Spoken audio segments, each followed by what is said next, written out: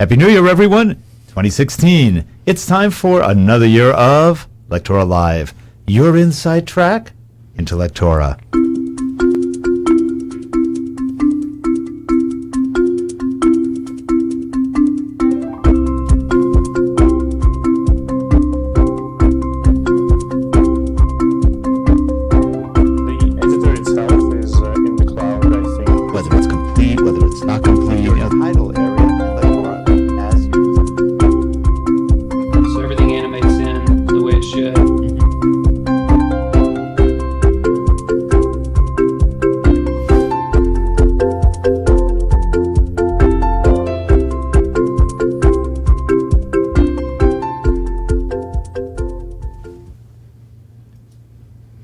And welcome back. 2016, we made it. This is going to be a good year. A lot of good things are going to happen, and a lot of good things happened in 2015. And joining us today, good friend, Scott Barnett, VP of Marketing at Trivantis. Hey, Scott, how are you today? I'm great, Rick. Thanks for asking. Yeah, I'm glad you could join us. And he's joining us last minute. We had a cancellation, and Scott jumped in real quickly. And we were going to have Jennifer Valley join us, but she got that probably flu that's running around. So better probably stay home and rest. Right. So anyway, well, Scott, 2015 was a big year. I know for you it was a big year. You joined Trivantis, and you've seen a lot of changes in the industry and in what Trivantis is doing. What are some of your big points of 2015? I think for me, the biggest thing was the release of Lectora Online, the newest version, and Lectora 16, which is our new desktop version in December. Those included responsive course design, which is a new technology that we're really excited about, and we're hearing a lot from users that it's changing the way that they do their courses. You know, the online version of Lectora is actually really cool. I mean, we use that one, but we mainly use the desktop version, but it works nicely. Frankly, short of you're on the web, there's not much difference. It's almost the same. We have users who actually get confused. In fact, some of the development team will get confused as they're working on the product. They'll think that they're using one, and then they'll realize. You know, John Blackman, the CTO of Trivantis, says sometimes he has to double check just to make sure he realizes which one he's in. But Lectora Online includes some features that aren't in the desktop version, including team and collaboration features. Mm-hmm. So that's one of the big differences, and we're making the products look even more alike in the future in the next few releases. That's great, and it works well. It's easy to adjust to. If you're already used to Lectora, it's a no-brainer. You pretty much fall right into it, and it works the same. The workflow really isn't that much different. You're storing things. Well, actually, you're still storing things locally. It's wherever you want to store it. You could give it location like anything else, and it works just as well. And performance is good. Yeah, I mean, cloud-based applications are getting better and better as the internet gets faster. And so one of the things that I'm noticing, I use Google Docs and Lectora Online, and they get faster and more responsive, and the experience is almost like working on a desktop now. For example, I'm running Lectora Online on a Macintosh, and it looks just like a PC in the background.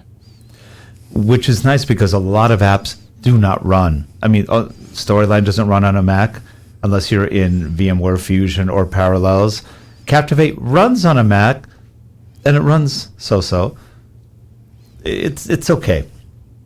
It runs better on a PC. Most of them run better on a PC. Not with Lectora. With the Lectora Online, it runs perfectly on pretty much. You can even run it on. I think I heard you can run it on Linux as long as you have a browser. As long as you have a browser, you can run it on Linux.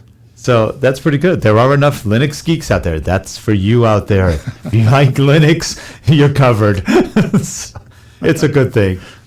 So, Ed, this is something that happened right at the end of the year, and that's Lectora 2016, or Lectora 16 came out.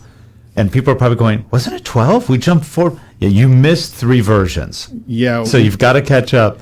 But 16 incorporates the responsive course design, which is a wonderful new feature. If you haven't tried that yet, it does a very good job without having to recode anything of making your course work on a tablet, on a phone, on the desktop, and it's clean. It works. It's very well thought out. I've worked on quite a few of and none of them were really responsive. This one is pretty interesting, and it's very easy to create one version that can run across all platforms. Yeah, it's that was the way it was designed. So there's a little new bar at the top of the screen that you may not have noticed if you're a previous version user. That includes that looks like a landscape and a portrait style tablet and a phone, and it lets you very quickly preview what your course would look like on a phone and make adjustments. And so you can do things like if you've got a course that you designed for the desktop, within a few clicks you can bring it in as a responsive title and edit and make sure that the layout of it makes sense on a phone. And just to give you an example, you might see that the text was too small or the buttons are too small to be usable on a phone. That's a common problem that we see in the marketplace, and people can easily fix it by essentially creating a phone-specific version or a landscape or portrait-specific version of their course that will appear on all phones the same way. Yeah, that's nice. So in essence, Trivantis right now is very well positioned to go mobile for almost anything. Yeah, we're really trying to tap into the whole mobile learning phenomenon.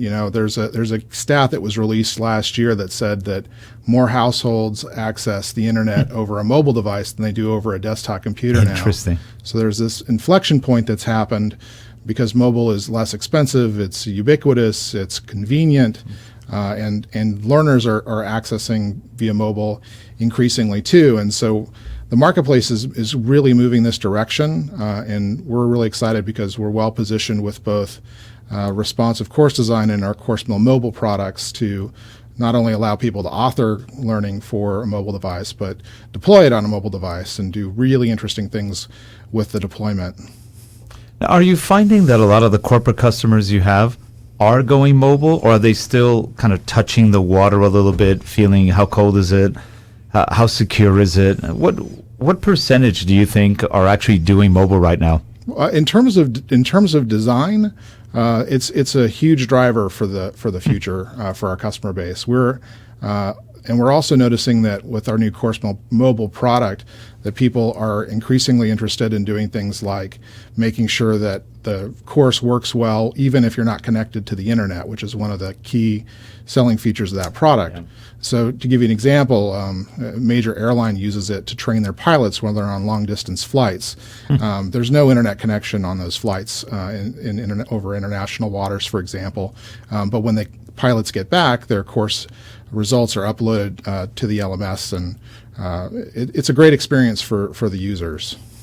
That's interesting because one of the major issues with mobile has been the lack of ability to go offline, and that's slowly being addressed by everybody. And I think you're one of the few, or one of the first, to really address offline LMS work so that your courses are updated, because a lot of times there's a disconnect between people taking an offline course and then getting credit for it.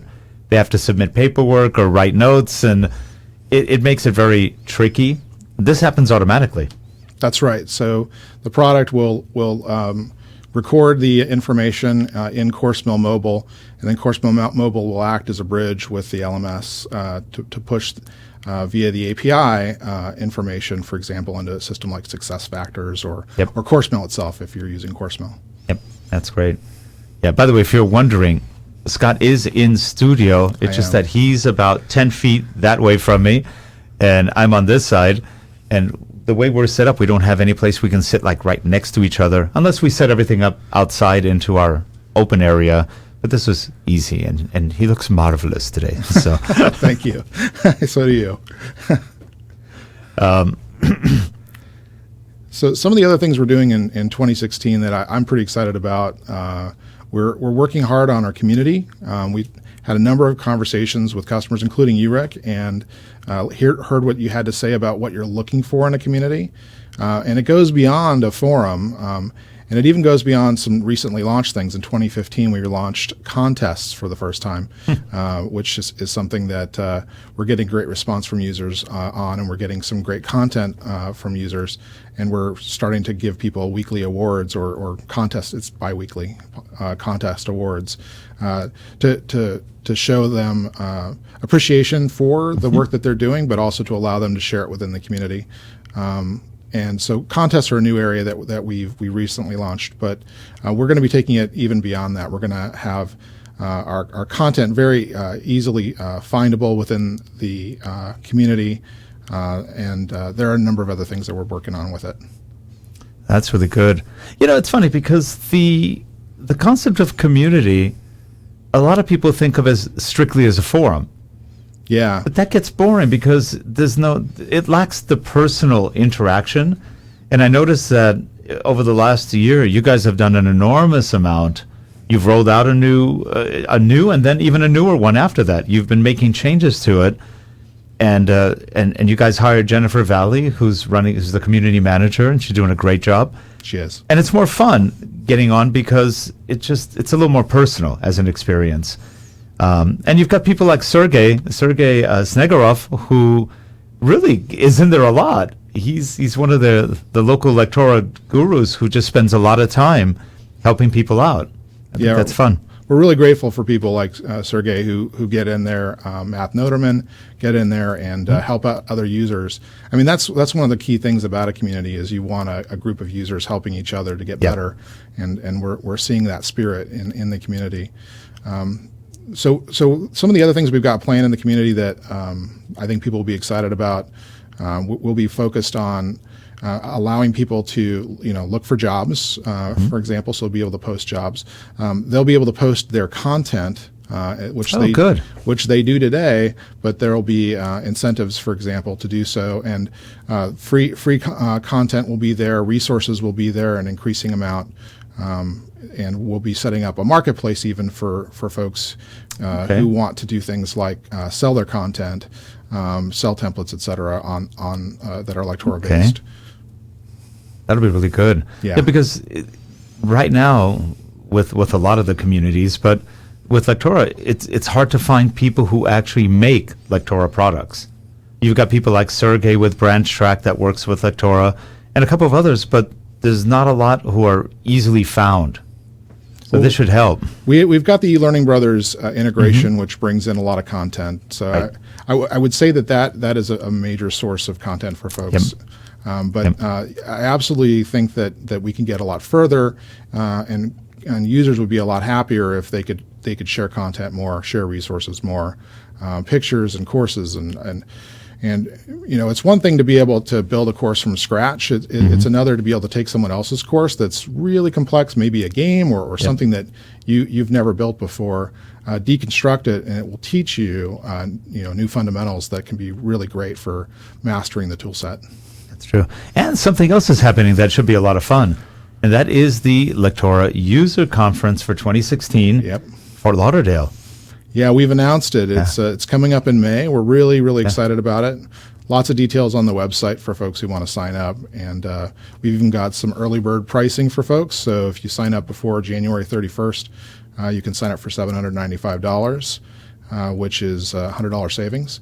And we just announced for folks who do sign up, we'll be giving away 2 months of free access to video training. So Lectora Fundamentals, which is one of the core courses, they'll be able to get that, which is a $400 value. So we're pretty excited about the conference. We're excited to get some new users in there, and folks who've been longtime users will be coming in and presenting. If anybody in the community wants to do a presentation and be a speaker, go to the website, submit your speaker application, because we'd love to give you a free conference pass and the opportunity to share what you know with the community. Yeah, that'll be a lot of fun. And from what I heard, I've never been there. Fort Lauderdale is beautiful. Yeah, it's really sunny. So the theme for the conference is the Bright Ideas theme, because that's what people are looking for when they go to a conference like this. That's good. No overexposure, just beautiful ideas. No sunburn. No sunburn. And I think, if I recall correctly, Fort Lauderdale is not that far from the development offices. Right. We have a development office in Florida. Actually, it recently moved, but it's pretty close to Fort Lauderdale. And so we'll have a lot of our development staff and engineering staff there at the conference for folks who want to come and speak to the people who are making Lectora. And you can even bring your list of features that you want and talk directly to the guys who build them and wheedle them, and that's what I do to get what I'm looking for from them. Wine and dine them, and this is your big chance. By the way, this is one thing that you and I are going to be a first at. That's going to be my first conference too. Oh, really? All these years, it's either always hit on a date I couldn't make it, and I was really frustrated when it was here in LA and I couldn't make it. It was in Beverly Hills, and I was in the middle of customer meetings and project. I couldn't get away. It was frustrating. It's been in San Diego out here before, and again, it just hit a different. We must have a weird time around May where we're busy, but this year I blocked it out. We're going. So that's great. We told clients, don't bother us in May. We're not going to be here. We're going to be in Fort Lauderdale getting some rays. A little bit of Lectora illumination. So that should be a lot of fun. Yeah, we're really looking forward to it. I think that there will be some great content there for people who haven't been to a LUC before. Last year, Sergey presented the mobile app that he built in Lectora to the audience, and I think he came on afterwards and talked a little bit on this show about that app. He's going to take that app to the next level and build it out in responsive course design to make it fully responsive. And that should be cool. It should have some new features, and I'm really excited about it. We just talked with him about it, I think it was yesterday, and he's excited about it too, and said a lot of the things that he wants to do, he can do easily in the new version of Lectora. And I saw something. He's also offering people to buy shares in BranchTrack. I saw some sort of email about that. So that's kind of exciting. Yeah, I guess he's going a private public, I guess we call that. Looking for investors. And that's great. That's a good idea. So if you're looking to invest in any software product, he is out of Latvia, beautiful country, and Sergey's a great guy. It's an investment opportunity. I'd take a look at it. Might be a good one. You could be famous, Rick, in a year when people make a ton of money on that. Yeah, I should. Yeah, and Sergey, commissions are welcome. Nah, that'd be great for him. I'm glad for him that it's a clever way to market and to help build the product more. So I thought that was a good idea on his part. Yeah, I think that one of the reasons that he does BranchTrack and is as active in the community as he is to build up his name and make sure that people know that BranchTrack is a product that works with Lectora, and it's very visually easy to use, and there's a lot of demand for that product. We got a chance to meet a number of potential customers for both BranchTrack and Lectora at the last DevLearn conference. And Sergey was in our booth, and it was great having him there because he's an expert in both products. It was great having him in the booth talking to people. Yeah, it is a good product. We're actually using it for one of our clients, and technically we're sort of a reseller for him. So if you need BranchTrack, give us a call. Just go to relate.com and give us a call. And it's a good product. It does a good job for creating those kind of scenarios online, and works very well within Lectora, especially if you have to update variables or change anything that's not immediately within it. You can do that, and it's not hard. It's really not that hard to use. So that's a lot of fun. So what do you see coming up in some of the Trivantis products, like CourseMill, like Lectora? I know there's been a lot of changes with Lectora as far as online and the desktop versions. What's happening in CourseMill? Anything good there? Well, I don't have any announcements to make about CourseMill right now. We've been talking for a while about what we want to do in CourseMill 8. Don't have a date for when that'll be released.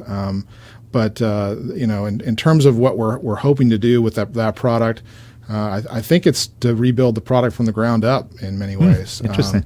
So a lot of the core functionality and core code for that product is something that we want to rewrite. We want to make it faster. We want to make it modular. We want to expand the API, and I think all of those things are going to make the product more robust and scalable, and it's scalable already. It's in use at a lot of companies, but I think that there's a lot of opportunity for us to expand our sales of Course Mill by releasing the new version. It's a good product as it is. I've worked on a lot of different LMSs, probably 15 already. I put that in my top probably 1 or 2. I like it. It's not only easy to use, it's pretty powerful. It doesn't lack for a lot of things. And I have worked with the big names. Yeah, I'll just leave it at that. Yeah, I mean, it was within the top 5 of e-learning industry's top LMSs last year, and for good reason. It's a good, solid product, integrates well with Lectora, and it's quick to deploy. And in many cases, you can take a hosted version of it and get it live, very, very quickly. Yeah, we've had Dr. Dave Lukasik on. This is his, I think, 3rd or 4th LMS, and he's happy. Dave is not an easy guy to make happy. He wants what he wants, and he knows what he wants. And he said the workflows, thanks to Course Mill, have just been incredibly beneficial to his company. He manages 2,500 people, and he needs to make sure that reports and everything, and the built-in report writer you guys have is incredible. Yeah, the advanced reporting module is really, really popular. I talked with Dave about that. He's done a lot with it. He's actually built things that don't just report on the learning system, but he actually built things that report on databases, for example, and he's created dashboards for the executive team within the advanced reporting module. And so I think he in particular is a great case for us, and you'll be hearing more about Dave in the not too distant future. Yeah, and in the words of Donald Trump, it's huge, huge. It really does work well. Yeah. Report writers are things people don't consider that much. The one you guys have is very good, and it's easy to use. And again, you have the power. That's the beauty of it. The power of creating something that's not there. Most LMSs don't give you a ton of reports. They don't even give you the ability to write a lot of reports easily. Well, Course Mill does. And that's the kind of thing that it's hard to put a value on. Dave keeps thinking he got a steal. He goes, the pricing, he goes, I would have paid 10 times as much. Okay, his price is going up tomorrow. Yeah, price is going up next week, yeah. Sorry, Dave. I mean, it's great being able to help customers like him. He's just one of a couple case studies I've talked about recently. Another one is Jared Scalia, who I think, have you had Jared on the show too? Not yet. Okay. Yes, Jared's done a lot with XAPI in our product. So in Lectora, he's been able to create a number of custom value pairs with XAPI, which is in a way where he's able to basically tie any interaction or action within the software to specific data points.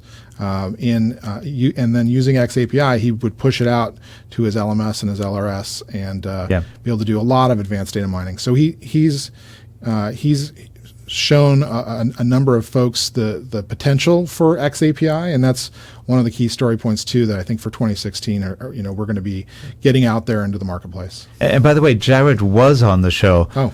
The way you said his last name and the way I pronounce it were different. And I don't know. I think I say something like Scalje, or it's at the moment it didn't click, and I went, oh wait, Jared. Yes, he has been on a show. Jared's great. I thought so. Yeah, now I'm hoping I got it right, Jared. If I didn't, I apologize, but I think I did. Yeah, no, he was actually very good on the show. If I recall correctly, his name is Dutch.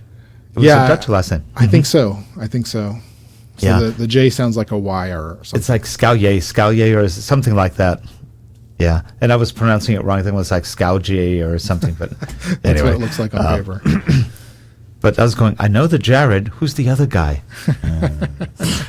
And then as you were talking, he did all that stuff with the XAPI and everything. That's when the light clicked on. Yeah. So, no, there are some pretty interesting Lectora users out there. Throughout the years, Lectora hasn't, or the community has not been very vocal. So a lot of people didn't know much about Lectora. It's not that it's not used, it's a quiet community. Now it's starting to change. A lot more people are getting out there and talking about what they've done. And it's about time because, like I said, we've been using Lectora for about 10 years. We tell people, and they go, no, Lectora is really good. It's solid. And slowly but surely, people are starting to get the feel of, really? You can do that with Lectora? Yeah, and you don't have to be a programmer. And that's where the lights start coming on, and they go, maybe I do want to use that, or at least take a look at it. So those are all good things. Yeah, I mean, we've had customers who've won awards using the software. The Brandon Hall Award that eLearning Brothers won last year was based on the course that they built within our software. Interesting. That's great. Yeah, and they use all the different software products, so it shows how Lectora can stand out, especially when you're talking about doing things that are complex, that seem perturbing in most of the other authoring tools. Really, for Lectora, it hasn't been an issue. Yeah, what they did was pretty funny. They built a course. I think it was something like you're driving a car through time and sort of a Back to the Future theme, and as you answer questions, you're, I think, turning a steering wheel or something. Okay. And so it's kind of a neat idea, and they were able to build it out in our software using actions and variables and all the different technical things that you can do as an advanced user. Yeah, and stuff like that is fun. All you just need is some good graphics, and we've done some immersive training in Lectora where you create an environment and you're walking through the environment, and people think, oh, that looks so hard. How long did it take you? 2.5 days. And that included the writing and the voiceover. And they look at us like, 2.5 days? Yeah. You have a cell phone? Yeah. Take a picture. Walk around. Take another picture. And now just create a slide. You're here. You click. You go there. And it's that easy to create an immersive piece. Or you could have it where on your screen you have 4 click points. Click to the left, and you're looking at a door on the left, or a wall if there's nothing there. Click the other way, you may look at another door, or a wall, or a window. And so you're making an interactive piece with nothing that complex. If you have a camera, a cell phone, you can create any kind of world. And if you've got graphic artists or you buy some graphics, you can make it even more interesting. But it's a lot of fun and immersive, sort of like what the eLearning Brothers did. You're in it. You're doing something with it. So that's elements of gamification, elements of adventure games, and you discover, walk and learn. Yeah, I think a lot of the flat training that people wanted in the past is going to be in the past. I think that people are going to want more engaging, immersive types of training in the future. And the good news is, we've got a product that helps people do that. Yeah, it can. It can do a really good job with that kind of thing. What else do you see for 2016? Any resolutions? For me, eat more healthy, my wife would have me say. Yeah, I think 2016 is shaping up to be a good year for us. In terms of, we talked a little bit about the community. We talked a little bit about XAPI. I think our content is going to be very interesting in 2016. We've got a number of different storylines that we'll be talking through from mobile to the future of e-learning, which I think is something that people want to be able to see and predict, and we'll be talking about that quite a bit in the coming year. That'll be great. And Scott, before we leave, I want to show people, because people always ask, where are you guys? What are you guys doing? Well, this is what we're seeing right now as we do the show switching. You see that we've got some controls up. You see that we're in these corners. So that's our live right there, what you're seeing. And so this is what we see when we run the shows. And then over here, let's see, is it this one? That's Scott's shot because we're using the back. Oh, okay. So we don't have that camera on? No, it's Scott's camera. Oh, he's on that camera. Normally, we have the secret camera in the background. It's on Scott right now. And so you would be seeing everything we're doing right over here. So you can't see that today, but I can do this for you. Let me get back to the shot. If you look over here, all this stuff, that's our audio stuff. So this is all of the audio compressors, limiters, gates, all the things that make the audio sound a little bit better. Then we have all the boom mics. Scott's on if you're curious, for all you techies out there, the Rode NTG3 shotgun microphone. I am on the Sennheiser MKH416 microphone, and we're controlling all of that with these. We've got 3 PreSonus studio channels, 1 Aphex studio channel, and a PreSonus audio box USB that mixes all of these channels together into our vMix software. And underneath me, right about here, there is a very large video workstation that does all of the switching, all of the outputting to 2 monitors right now, 1 TV, 1 monitor, and then the monitor that we use to control it. So that is our little command center, our studio control center. And for anybody who can't see what he's talking about, it looks a little bit like the inside of what you would imagine a UFO would look like. It's got buttons and lights everywhere. It's really impressive. Kind of. And it's time to engage. All right. Clark, warp speed. So anyway, so that is our setup and what we do. Let me get back to this shot. There we go. So Scott, again, appreciate you coming on down. Thank you. And in fact, we've got Tony Cavaliere. He's one of your assistants coming in. He is our creative director, and he's great. And he's a great guy. He'll be coming into the studio, but he won't be on this show. Although I think it would be funny to throw him on the show and unexpectedly and see what he does. Yeah, just walk in and he'll start performing. He would be great. He would be great. So we're going to have him on one of these days. He'd be fun to have on, and he does really good work. If you've ever gone to the trade shows and you've seen the After Effects videos and animations, that's him. Does it by himself. Yeah, I wish I could have some of the talent he has, particularly for video editing.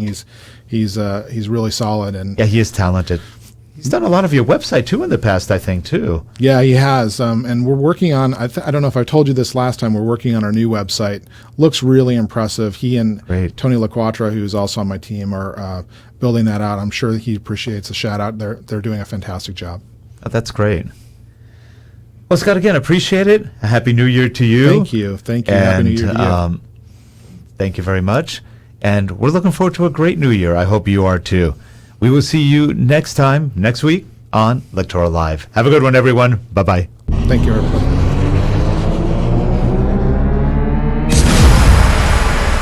That's how it works.